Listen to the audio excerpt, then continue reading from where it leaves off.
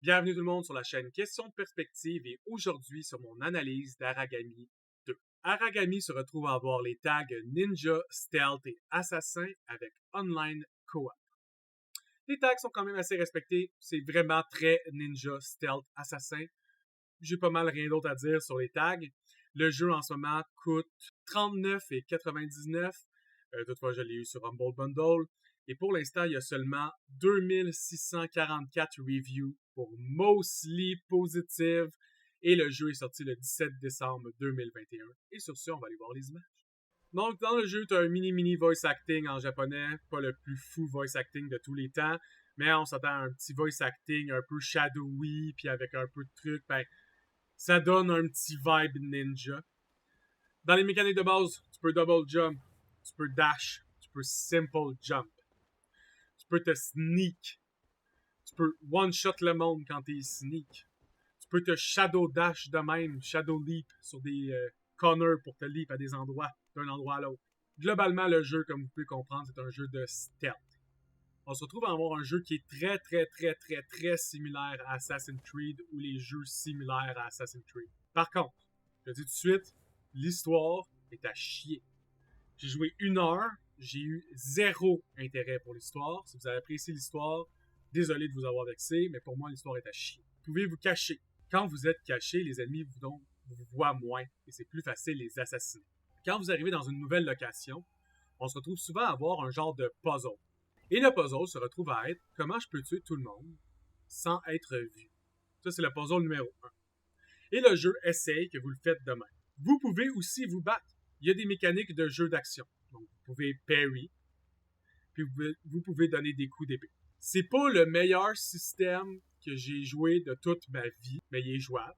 Par contre, dès que vous avez plus qu'un ennemi sur vous, ça devient rapidement un shit show. Fait que c'est comme Assassin's Creed. Dans Assassin's Creed, tu peux sauter dans le tas puis tuer tout le monde. Dans celle-là, ça se fait, mais ça te prend beaucoup plus de pratique. Donc, quand tu arrives derrière un ennemi, tu peux l'assassiner ou le knock-out.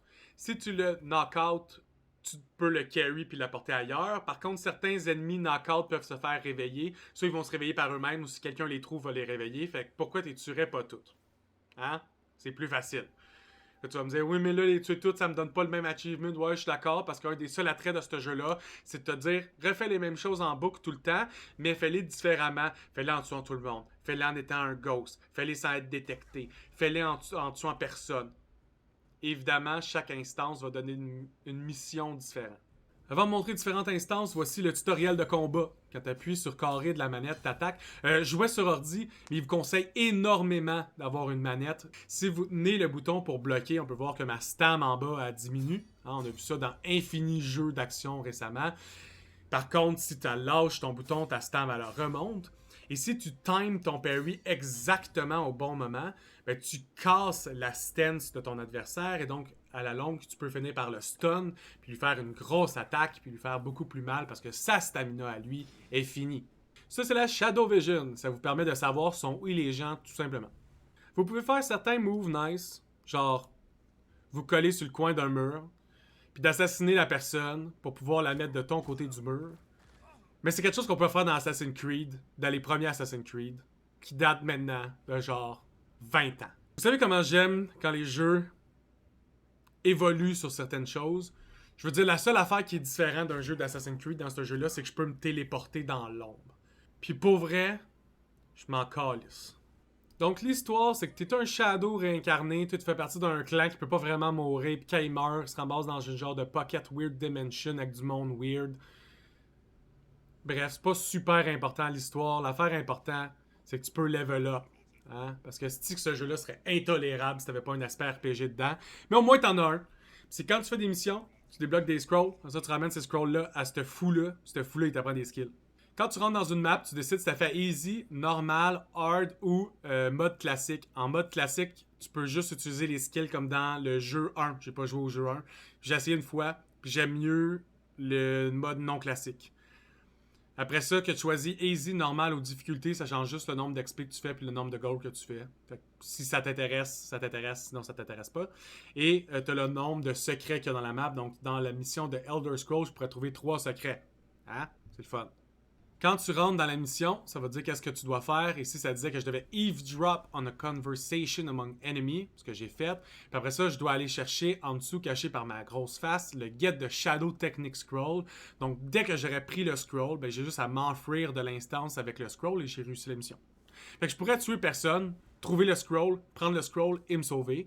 Ou je peux aussi tuer tout le monde parce que c'est beaucoup plus simple. Après ça, personne ne me dérange. Et ça, c'est le tableau RPG que je vous parlais. Vous commencez avec l'habilité en bas ici et vous pouvez augmenter à force que vous les rapportez. Certains sont cool, certains sont complètement inutiles. Ici, pour donner un autre exemple, la deuxième instance, la mission, c'est d'aller voler des matériels pour le village.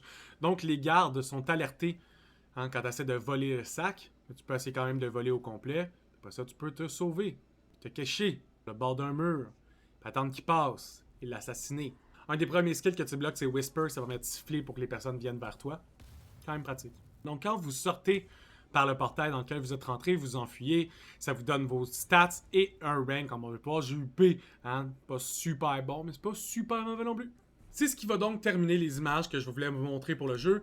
Hein, il n'y a pas infini choses à parler ni à vous montrer, c'est très répétitif. Ça se retrouve à être un puzzle d'assassinat. Si vous avez aimé les jeux comme Assassin's Creed, mais vous n'avez plus de jeux comme Assassin's Creed à jouer, c'est un bon entre-jeu. Mais on va être honnête, je ne vais pas y donner plus qu'un 6 sur 10. Et la raison que je donne 6 sur 10, c'est bien juste parce que j'ai eu quand même un peu de plaisir. J'ai réussi à toffer l'heure. Puis habituellement, je donne juste 5 aux jeux que je ne suis pas capable de toffer l'heure au complet.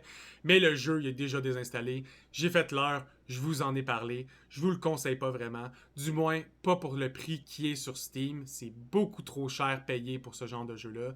Si tu veux me faire payer autant pour ce genre de jeu-là, innove au moins une affaire. Rends le jeu juste un peu plus le fun. Ou rends le jeu un peu open world comme Assassin's Creed. Trouve une affaire qui me donne pas juste envie de retourner jouer à Assassin's Creed. Merci à tous d'avoir écouté tout le monde. Au plaisir de vous voir sur une autre vidéo.